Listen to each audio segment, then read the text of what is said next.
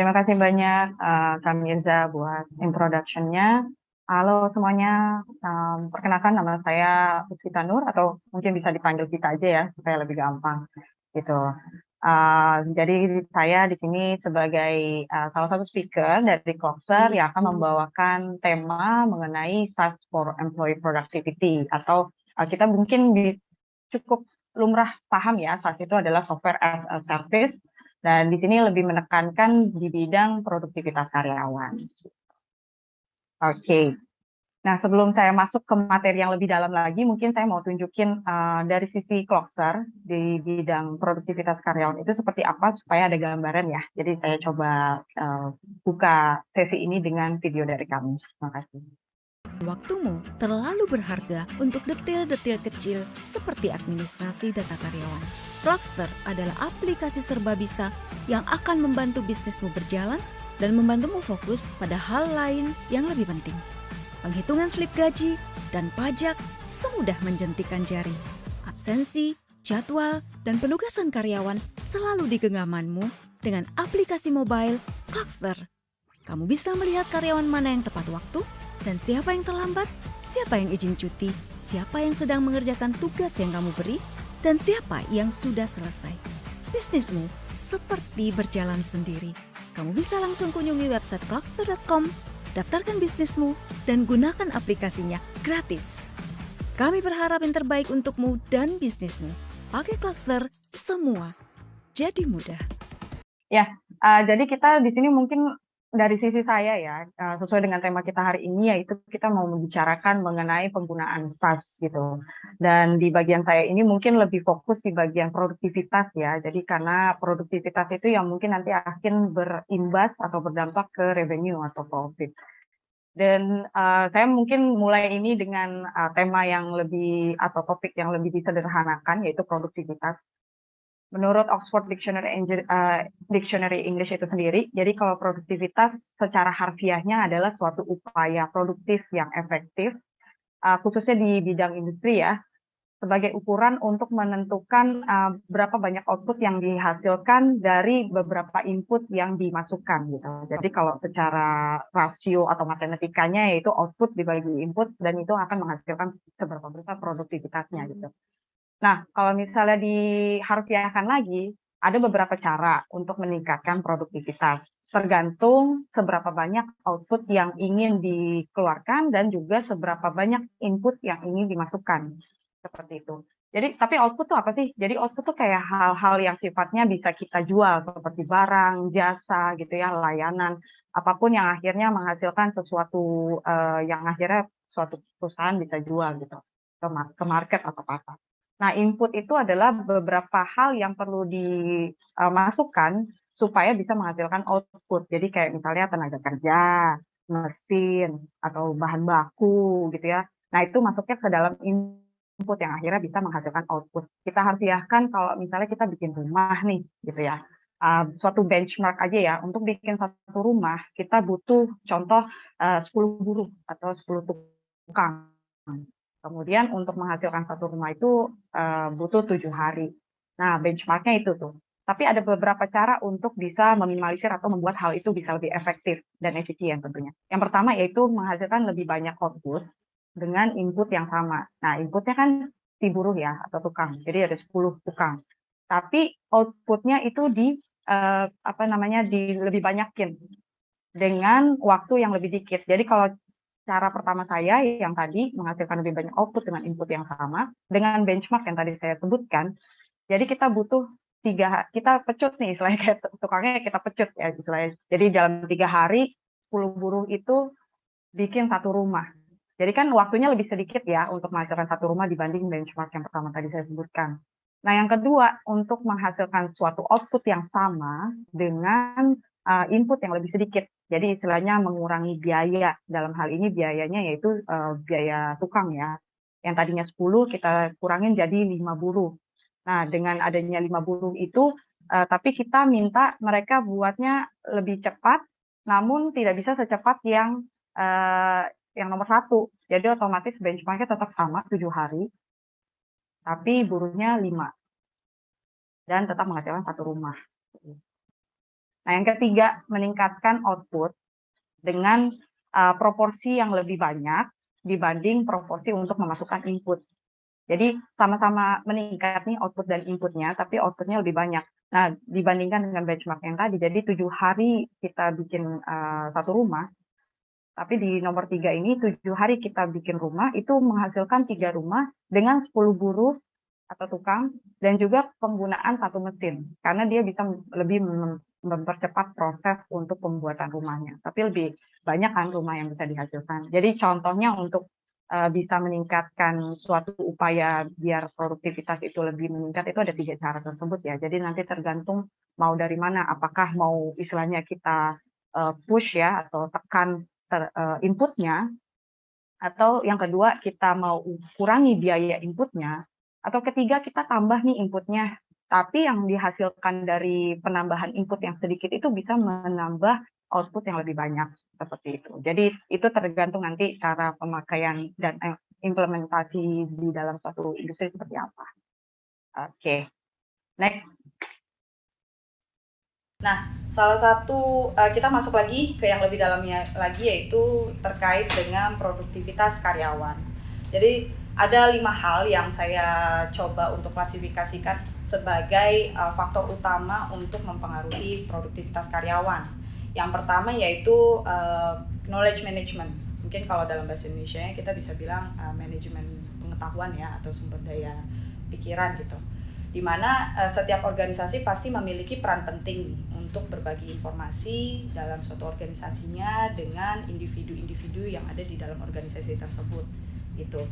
Dengan adanya suatu saling budaya yang saling bisa berbagi, itu bisa menghasilkan kolaborasi antar departemen, kolaborasi antar individu gitu ya, yang mengarah pada peningkatan aset pengetahuan suatu organisasi gitu. Jadi otomatis istilahnya kalau dalam secara sederhananya ya, di suatu industri, suatu organisasi atau suatu perusahaan, kalau misalnya suka saling berbagi, terbuka, dan satu sama lain itu saling mengetahui SOP atau misalnya sistem yang ada di dalam perusahaan tersebut, itu biasanya mereka bisa menciptakan keselarasan antara satu departemen dan departemen yang lain gitu. Otomatis itu bisa meningkatkan produktivitas karyawan supaya dia bisa lebih mengetahui dan punya ownership ya terhadap apa sih yang dikerjakan di dalam suatu perusahaan itu gitu. Terus kemudian yang kedua itu juga bisa mempengaruhi employees empowerment ya. Jadi karyawan juga perlu nih di empower atau dibina, dimotivasi, istilahnya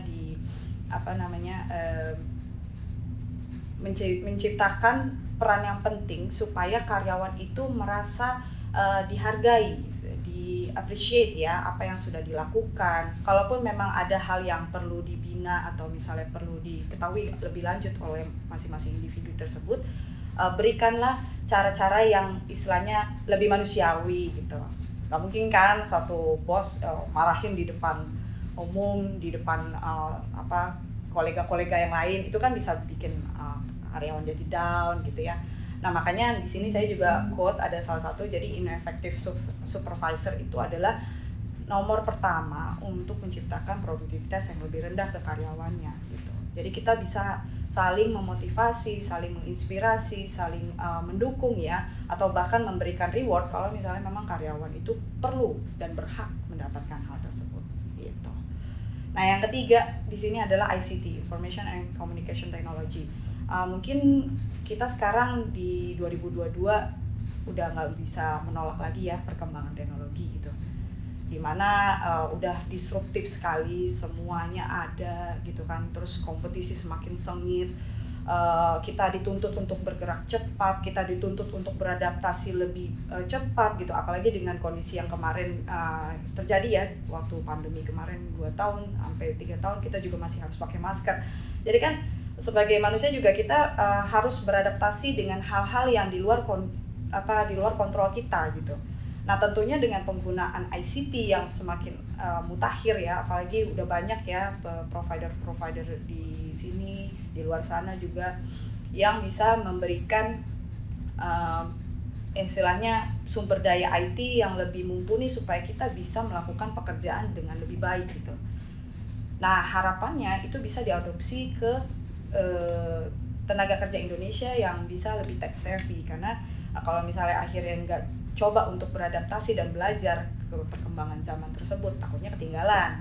Bukan hanya individu tersebut, tapi juga perusahaan. Karena perusahaan juga saat ini makin sengit ya untuk kompetisinya. Jadi terus beradaptasi, terus melek teknologi supaya kita istilahnya nggak ketinggalan zaman, mengurusi hal-hal yang sifatnya administratif bisa dilakukan oleh penggunaan teknologi yang tepat. Jadi nanti tergantung caranya gimana sih untuk bisa menentukan teknologi yang tepat di proses bisnis di perusahaan kita. Nah, nanti saya akan bicara itu di next slide.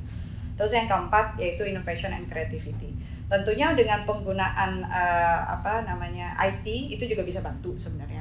Tapi kalau misalnya di bagian ini kita mungkin lebih menekankan ketika adanya inovasi dan suatu ruang diskusi yang dibuka untuk meningkatkan kreativitas si karyawan juga memiliki otaknya kerja lah kalau kita bisa ngomong kasar ya, otaknya kerja, terus kemudian juga dia juga meningkatkan rasa ownership terhadap suatu perusahaan tersebut.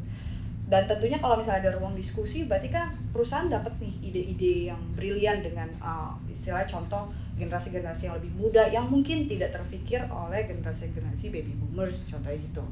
Nah, itu juga bisa mempengaruhi produktivitas karyawan, karena kalau misalnya ada ruang yang dibuka untuk bisa memberikan karyawan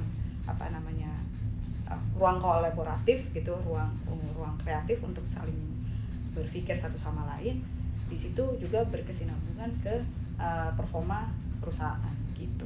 Nah, yang terakhir yaitu budaya organisasi. Ini mungkin keseluruhan ya dari semua ya. Jadi dari budaya ruang diskusi yang dibuka, empowerment, penggunaan IT dan segala macam, ini bisa meningkatkan budaya organisasi yang lebih baik satu sama lain. Dan istilahnya kalau misalnya budaya organisasi ini sebagai payung yang mendorong kinerja karyawan untuk mengembangkan solusi yang mungkin bisa lebih kreatif, lebih solutif, terus lebih fleksibel kalau misalnya tergantung nanti cara main bisnisnya kayak gimana gitu ya.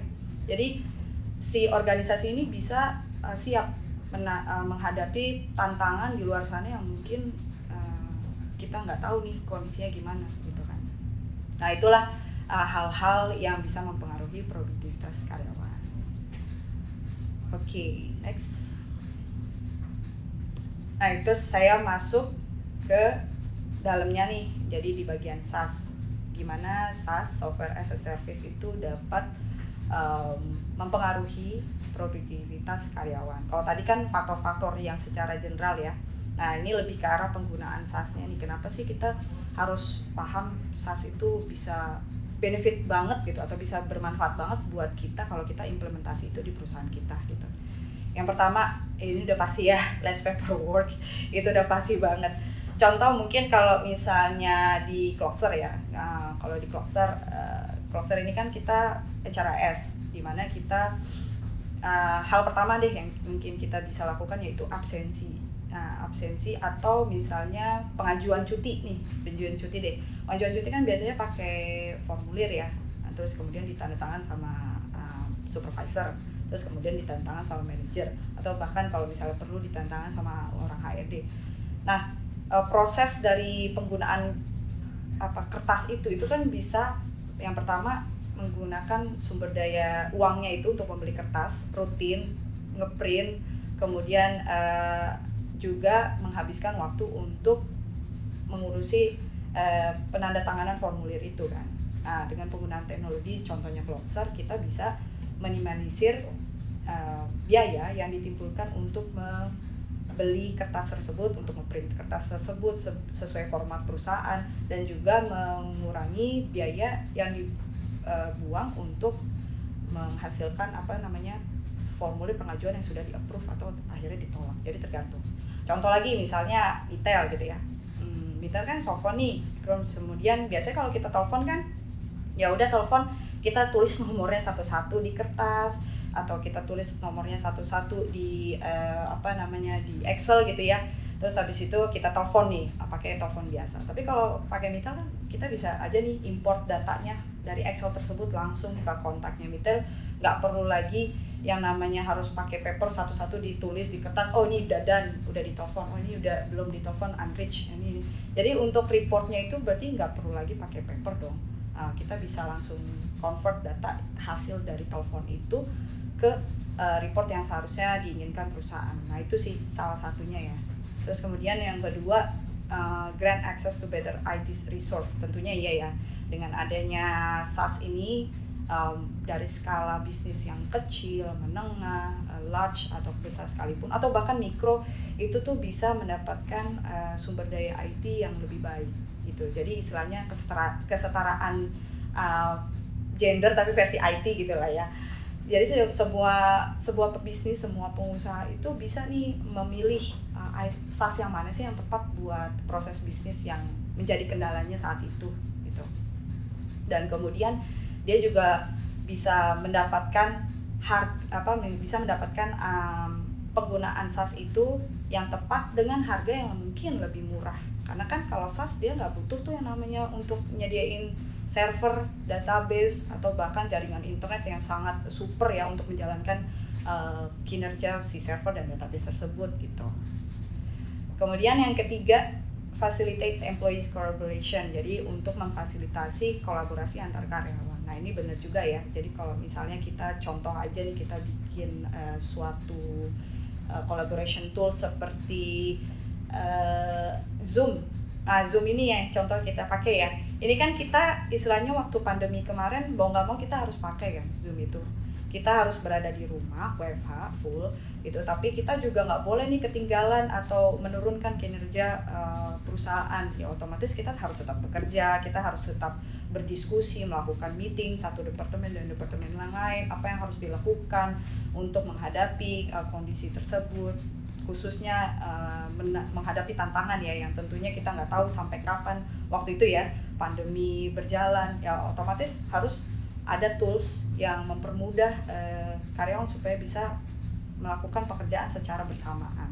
Contoh Trello juga gitu ya. Jadi kalau misalnya mau melihat suatu project yang apakah sudah sampai mana progresnya dan segala macam, setiap individu kan bisa akses secara bersamaan tuh. Nah, nanti bisa terlihat siapa yang memindahkan card-cardnya ke yang bagian mana, field-fieldnya gitu. Nah itu sih salah satu contohnya ya. Dan yang terakhir tentunya scalability dan flexibility. Dengan adanya SaaS, menyambung dengan yang tadi, berarti karyawan bisa mengakses contohnya IT resource tersebut secara bersamaan, dan tentunya itu bisa menghasilkan scalabilitas ke perusahaan ya. Nah kita bahas scalabilitas itu ke next slide, next. Jadi ini yang saya maksud. Mungkin ini bisa jadi gambaran ya supaya buat teman-teman semua apa sih growing dan scaling. Nah kalau misalnya di perusahaan itu kan bisa pilih salah satu. Kita biasanya dengar lah perusahaan growing. Tapi apa sih itu scaling? Scaling tuh agak beda ya dengan growing. Kalau growing kan kita kalau lihat dari diagramnya ini kan warna biru itu yang revenue ke atas, kemudian yang warna merah itu OPEX ya, operational cost. Jadi terus kemudian investment itu kan masuknya capex gitu. Nah kalau misalnya kita mau growing, kalau di perusahaan-perusahaan mungkin yang dulu ya kalau mau growing ya dia harus melakukan investasi yang besar-besaran nih gitu supaya bisa menghasilkan revenue yang sebesar-besarnya itu. Nah dengan adanya SaaS kita bisa scaling bisnis kita, yaitu melakukan investasi yang besar sekali, tapi selanjutnya supaya bisa menghasilkan revenue yang sama dengan growing, kita melakukan kita meminimalisir cost atau OPEX gitu ya. Jadi cost-nya yang kita kecilin, tapi investasinya kita lakukan sekali aja, bukan yang berkali-kali seperti growing. Nah itu bisa melakukan scaling bisnis itu dengan penggunaan SaaS yang tepat. Caranya yaitu next. Nah caranya itu seperti ini. Ini contoh gambaran kalau misalnya setiap bisnis mempunyai SaaS di masing-masing departemen.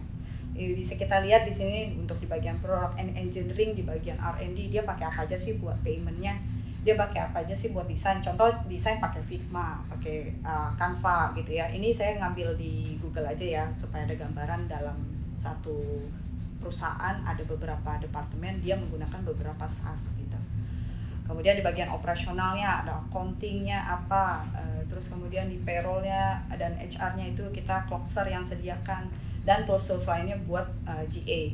Di sales and marketing mungkin pakai mungkin pakai HubSpot buat CRM-nya, terus pakai Mitel buat softphone-nya gitu kan. Terus nanti untuk tim collaboration-nya pakai Zoom kayak gini, pakai Slack, pakai Trello, dan banyak lagi ya. Kalau misalnya dibilang SaaS itu, wah jenisnya banyak banget. Mungkin kalau misalnya bisa dibilang udah lebih dari ribuan, udah bahkan lebih dari puluhan ribu di luar sana. Jadi nanti yang harus dilakukan adalah mapping dulu gitu. Jadi jangan pusing, jangan istilahnya tenggelam ya, karena saking banyak ya SaaS yang menawarkan bisnis Anda itu, ayo pakai ini, ayo pakai ini. Tapi tergantung nanti, tentukan dulu ya, jangan langsung semua mau diimplementasikan, karena kan mungkin sumber daya uangnya ini terbatas nih, jadi harus di mapping dulu. Nah caranya gimana? Saya next. Pertama yang harus dilakukan yaitu what-nya dulu, apa sih objektifnya, apa sih goals-nya yang mau dituju kalau misalnya mau menggunakan SaaS gitu. Nah ada 2 diagram yang saya ambil, yaitu terkait dengan berdasarkan impact versus cost, atau juga berdasarkan urgent versus important. Nah nanti yang pertama yang ini. Jadi kalau misalnya dilihat dari diagram ini, contoh ya, ada high impact, ada low impact, ada juga low cost, ada yang high cost. Nah kalau misalnya si variabel 2 ini digabungin, kira-kira pikir dulu deh, kira-kira maunya berdasarkan objektifnya itu sendiri, mau punya impact yang seberapa besar. High impact pasti tentunya ya, kan kita udah investasi, pasti tentunya mau high impact dong. Nah tapi ada cost nih yang nantinya akan keluar, pasti tentunya maunya apa? Low cost dong, yang akhirnya bisa meminimalisir OPEX lah, supaya bisa dananya buat lini bisnis unit yang lain gitu kan. Tapi kalau misalnya secara objektif, kita harus paham dulu yang mau dituju itu pasti tentunya high impact, tentunya low cost, yang tentunya kalau misalnya kita dapat itu semua, kita itu menang nih, kita tepat sasaran. Tapi secara real nanti di next slide berikutnya itu ada lagi. Jadi secara real kalau misalnya ternyata kita juga ditawarin sama orang, atau misalnya ditawarin sama SaaS provider yang lain, itu juga ada yang high cost. Nah kalau misalnya dilihat dari diagram ini kan, high impact high cost itu masuknya dalam investasi ya gitu. Contohnya kalau misalnya punya duitnya, punya dananya, ternyata maunya pakai on premise aja deh, nggak mau pakai SaaS gitu. Oh ya nggak masalah, tapi memang itu high cost ya gitu. Itu high cost loh, itu investasi ke depan. Tidak dirasakan sekarang, tapi ke depan. Cuma tergantung apakah itu dibutuhkan sekarang atau ke depan. Nah itu harus di scaling dulu, dihitung dulu probabilitasnya yang dibutuhkan itu seberapa besar ke arah impact-nya kah, atau nggak peduli cost-nya. Kalau misalnya nggak peduli cost-nya, silakan lakukan investasi besar-besaran gitu. Terus next, diagram kedua yaitu terkait dengan boleh di next. Oke. Nah diagram kedua yang ini terkait dengan cara penentuan objektif dan goals-nya. Misalnya kalau di sini kan ada yang bagian kiri important atau pentingnya enggak sih, kemudian yang bawah ini urgency atau seberapa mendesaknya kita butuh SaaS ini contohnya.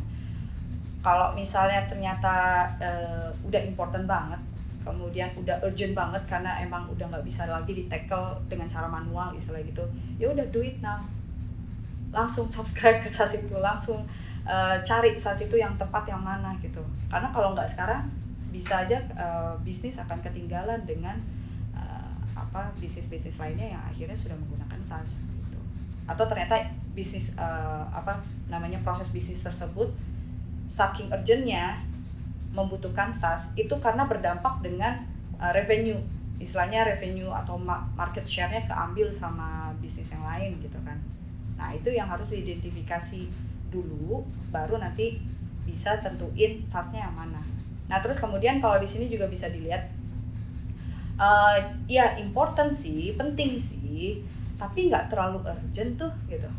Oh kalau misalnya ternyata nggak terlalu urgent atau nggak terlalu mendesak, ya udah mungkin bisa dijadwalkan dulu ditentukan dulu. Maksudnya time frame untuk menentukan SAS yang mana yang akhirnya diterapkan di diagram ini, berarti kan bisa entar-entaran atau bisa istilahnya masih banyak ya penentuan SAS yang mana yang tepat untuk diimplementasikan. Jadi dibedakan seberapa penting dan urgensinya dulu, baru nanti akhirnya bisa nentuin berapa lama waktu yang ditentukan supaya cepat menentukan SAS mana yang harus kita pilih. Kalau ternyata di diagram do it now, cepat, mungkin sekitar time frame-nya seminggu atau bahkan paling maksimum 2 minggu itu udah harus menentuin SAS mana yang harus diimplementasiin ke proses bisnis itu. Tapi kalau misalnya kayak masih di tahap decide, berarti mungkin sampai 1 bulan juga masih bisa ya, karena kan nggak terlalu urgent banget gitu. Oke, tapi kalau misalnya ternyata nggak important, nggak urgent juga, berarti nggak usah ya. Misalnya di proses bisnis itu nggak pakai SAS juga kayaknya nggak berdampak apa-apa. Oh ya udah, berarti nggak masalah gitu. Jadi nggak semua proses bisnis harus ada SAS-nya ya. Jadi tergantung biaya, tergantung impact, tergantung seberapa mendesak, tergantung seberapa penting penerapan SAS itu di bisnis Anda gitu. Oke, saya lanjut. Nah, kita yang tadi itu what-nya, tergantung objektif dan goals yang mau dituju. Sekarang kita masuk ke how-nya. How, bagaimana cara menentukan SAS yang tepat untuk bisnismu. Yang pertama yaitu, tadi mungkin saya udah beberapa kali ngomong ya proses bisnis, karena ini nyangkut banget dengan penerapan SAS yang tepat. Yang pertama yaitu dokumentasikan dulu nih proses bisnis yang tepat. Proses bisnis kan kalau misalnya dilihat dari flowchart panjang ya, proses bisnis yang mana dulu nih di dalam suatu perusahaan tuh pasti banyak banget proses bisnisnya. Saya coba ambil 2 contoh. Yang pertama yaitu proses untuk menjual mobil, contohnya gitu. Nah, kalau menjual mobil mungkin kalau skema penjualan mungkin kurang lebih sama, tapi pasti ada beberapa di dalamnya itu yang agak beda. Kayak di sini kan kita qualifying lead dulu, terus kita identifikasi apakah lead ini mau membeli suatu mobil gitu kan. Kalau misalnya ya, berarti dia harus membicarakan harga dan seleksi yang mana yang mau dipilih mobilnya. Terus kemudian apakah butuh service lainnya atau enggak. Terus habis itu akhirnya selesai paperwork, terus udah kejual deh mobilnya gitu kan. Nah, di dalam beberapa proses bisnis ini kira-kira ada nggak yang bisa diotomatisasikan dengan penggunaan SAS?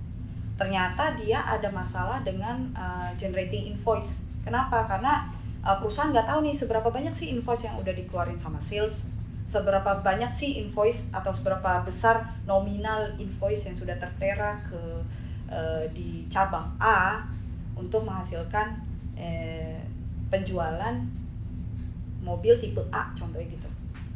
Nah, kalau nggak pakai SAS atau nggak pakai sistem teknologi, biasanya kan nggak kelihatan tuh ya paperworknya berserakan kemana-mana. Terus misalnya kepala cabang juga nggak tahu salesnya ini udah ngeluarin berapa invoice sih, atau dari invoice itu akhirnya yang kejual beneran tuh berapa sih, nggak kelihatan. Tapi dengan penggunaan SAS yang akhirnya bisa mengotomatisasi hal tersebut, generating invoice gampang, reporting invoice ke kepala cabang juga akhirnya bisa lihat secara real time. Nah, itu kan keuntungan-keuntungan di situ kan. Jadi tergantung dari proses bisnis di sini yang mana sih yang ternyata menjadi kendala utama. Nggak seharusnya semua itu langsung penggunaan SAS itu nggak harus sih. Tapi maksudnya identifikasi hal yang paling krusial dulu deh. Qualifying lead, ternyata sales ini nggak bisa qualifying lead. Oh, sekarang kan udah ada SAS untuk lead generation. Bisa coba ZoomInfo, bisa coba Lusha gitu kan, contoh misalnya gitu. Atau bisa coba hal-hal yang lead generation yang lain. Saya coba baru tahu 2 sih, tapi mungkin ada yang lain ya. Bisa cari lead generation tools yang lain untuk bisa provide itu. Nah, jadi tergantung nanti di bisnis proses ini kira-kira yang mana sih yang dibutuhkan untuk bisa penerapan SAS ya, yang menjadi urgent atau misalnya memang atau untuk meningkatkan revenue perusahaan lah contohnya gitu. Terus next, yang kedua contohnya yaitu misalnya proses klaim biaya gitu ya. Jadi ini beberapa tahapannya. Kalau misalnya karyawan mau klaim biaya, dia harus submit formulir expense dulu ke supervisornya yang harus ini pakai cara manual ya, pakai tanda tangan, terus habis itu di tanda tangan valid nggak nih, oh udah valid, kalau valid kasih tahu karyawannya, oh ya nanti di reimburse ya gitu. Terus kemudian berikutnya kalau udah valid dia harus kirim formulir persetujuan tersebut ke administrator gitu, dalam hal ini contoh HR gitu, di mana HR nanti atau accounting ya, akuntan, untuk mencatat seberapa banyak biaya yang dikeluarkan si A, si B, si C untuk bulan tersebut, tentunya di buku jurnal contohnya gitu. Nah kemudian baru dia yang melakukan proses pembayaran ke rekening karyawan. Nah itu kan ada beberapa tahap tuh ya, banyak sekali tahapannya sampai akhirnya uang diterima karyawan misalnya gitu. Tapi kan ada beberapa hal juga yang bisa diotomatisasikan, kayak penerapan, contoh ya, kalau dalam ini kita bisa bantu penerapan Clockster, di mana nanti Clockster si karyawan tinggal buka Clockster aja, terus habis itu bisa submit untuk claim reimbursement form di situ.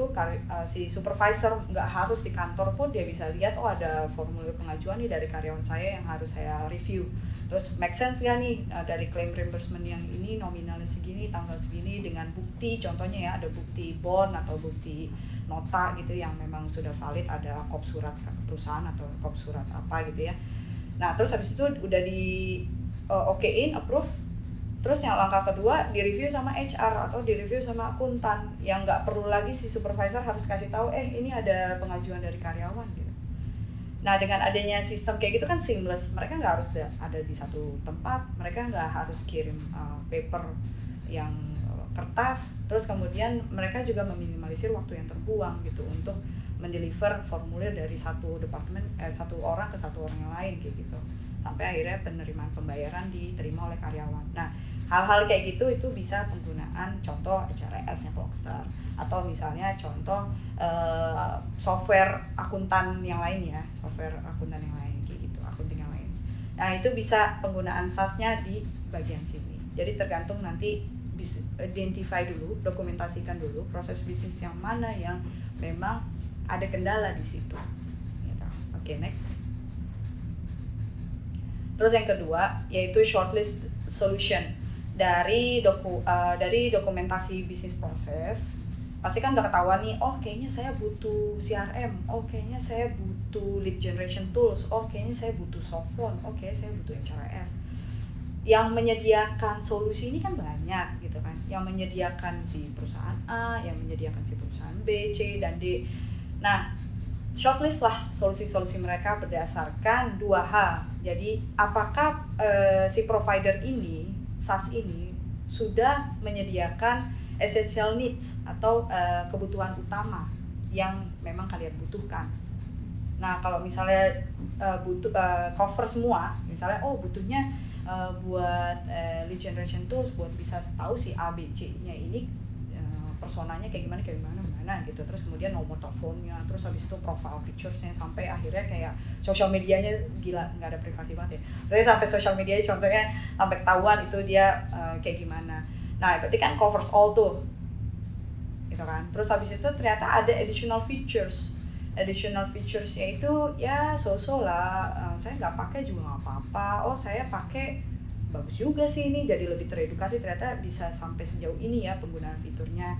Nah terus kemudian dari dua variabel fitur itu, yang kedua yaitu cost-nya. Si provider A itu menawarkan di bawah budget nggak ya?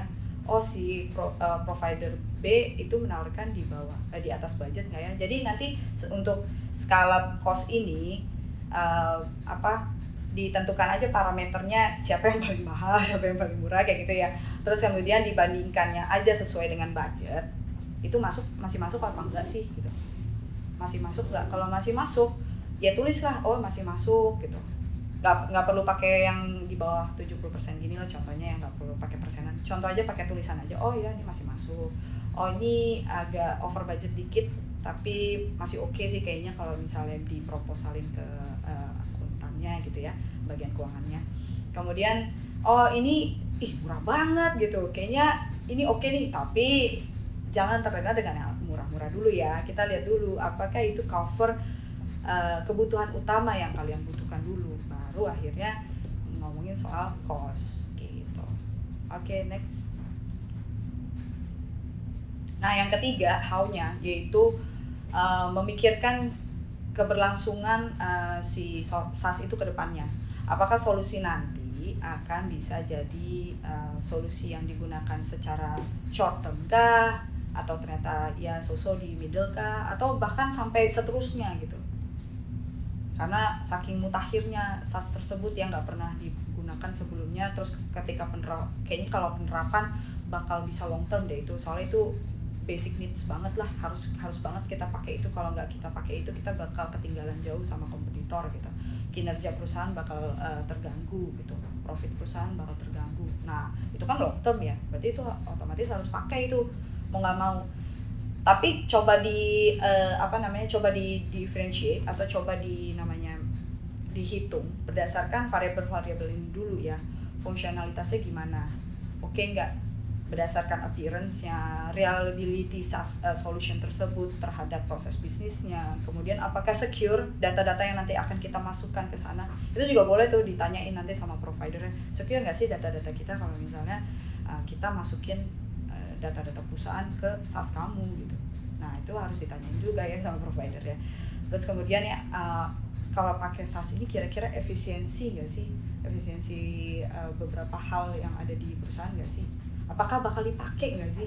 Terus kemudian fitur-fiturnya benar-benar bagus nggak sih? Nah, itu tuh harus dikulik banget ya, sampai akhirnya bisa menghasilkan deskripsi dan istilahnya angka metrik lah yang bisa dimasukkan ke dalam scoring ini gitu. Supaya bisa ditentuin nih, nanti bisa pakai SaaS ini short term kah, mid term kah, atau long term kah gitu. Oke, kemudian next yang terakhir yaitu ketika akhirnya sudah melewati beberapa tahap yang tadi, saatnya tentukan terkait dengan cost dan budget. Kan tadi udah nentuin ya di bagian shortlist solutionnya ada fitur yang diinginkan, benar-benar dibutuhkan, main utama goalnya itu apa. Tapi budget itu kan biasanya sudah ditentukan nih dalam setahun. Oh ya, budgetnya kalau buat IT kayaknya sekitar segini deh gitu. Terus ternyata ada SaaS yang kayaknya, wih bagus banget nih kalau misalnya kita pakai ini, kayaknya kita bakal terbantu banget gitu. Tapi over budget. Nah, disinilah framework yang dibutuhkan ketika akhirnya menentukan hal tersebut. Kira-kira butuh nggak SaaS ini? Udah cover nggak semua kebutuhan utamanya? Udah. Oh ya udah. Kita punya budget nggak? Kalau punya budget sesuai, udah langsung tentukan si SaaS itu yang menjadi pemenangnya, istilah gitu. Tapi kalau enggak, kira-kira ada alternatif lain nggak? Kalau ada alternatif lain, ya udah arrange budgetnya. Maksudnya budgetnya itu di arrange dulu sedemikian rupa sampai akhirnya bisa sesuai dengan budget yang ada di shortlist tadi gitu. Kalau nggak ada budgetnya ya, terus looping di situ tuh. Kita ada budgetnya nggak? Oh, kalau udah sesuai karena udah rearrange budgetnya tadi, kalau udah sesuai ya udah akhirnya beli. Tapi kalau masih nggak sesuai, cari lagi kira-kira ada alternatif nggak, ya terus kayak gitu-gitu. Jadi istilahnya kalau misalnya di bagian rearrange budget ternyata pilihannya cuma satu, mintalah sama perusahaannya untuk bisa naikin budgetnya supaya bisa beli SaaS itu. Tapi kalau misalnya ternyata di bagian pertanyaan ada alternatif lain itu ada, oh ya udah balik lagi ke pertanyaan awal, kira-kira SaaS alternatif itu ada fitur-fitur atau ya sudah bisa cover keseluruhan kebutuhan yang diinginkan nggak? Oh nggak ada sih. Oh ya udah berarti jangan beli yang alternatif itu dong, gitu kan. Tapi kalau ada berarti kita punya budget nggak? Oh ya punya budget, udah sesuai nih, karena mungkin alternatif opsi itu ternyata lebih murah dibandingkan yang tadi opsi pertama. Oh ya udah berarti akhirnya tentuin beli sekarang gitu. Dialah pemenangnya untuk pembagian situ. Nah inilah jadi framework cara berpikirnya kalau misalnya nanti akhirnya udah stuck ya gitu, kemudian udah bingung cara penentuan SaaS yang mana yang tepat dari sekian banyak SaaS di luar sana yang menawarkan hal yang sama gitu. Jadi nggak semua SaaS itu sempurna. Satu SaaS dengan satu SaaS yang lain pasti ada kelebihan, ada kekurangan gitu. Jadi tergantung nanti yang harus dibutuhkan adalah, yang harus dipikirkan yang utama adalah apakah SaaS tersebut bisa cover kebutuhan utama terlebih dahulu gitu. Baru kita ngomong tentang cost dan budget. Seperti itu. Nah inilah akhir dari penentuan SaaS mana yang akhirnya bisa diimplementasikan dalam suatu proses bisnis yang memang harus